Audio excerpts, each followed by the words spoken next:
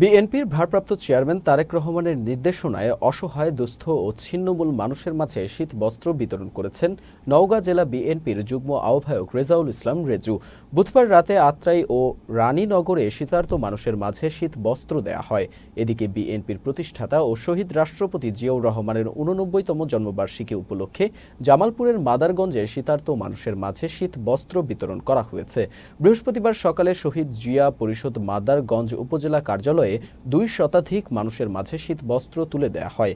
অন্যদিকে চট্টগ্রামের বাঁশখালীতে অসহায় জনগোষ্ঠীর মাঝে এনআরবিসি ব্যাংক পিএলসির পক্ষ থেকে কম্বল বিতরণ করা হয়েছে। বৃহস্পতিবার দুপুরে উপজেলার ডোংরা দারুস সুন্নাহ রহমানিয়া ইবতেদায়ী স্বতন্ত্র মাদ্রাসার হলরুমে কম্বল বিতরণ করা হয়। এছাড়া জামালপুরের দেওয়ানগঞ্জে প্রতিবন্ধী শিক্ষার্থীদের মাঝে উপজেলা প্রশাসনের পক্ষ থেকে কম্বল বিতরণ করা হয়েছে। বৃহস্পতিবার দুপুরে উপজেলার বিশেষ শিক্ষা বিদ্যালয় মাঠে প্রতিবন্ধী শিক্ষার্থীদের হাতে কম্বল তুলে দেন উপজেলা নির্বাহী অফিসার আতাউর রহমান।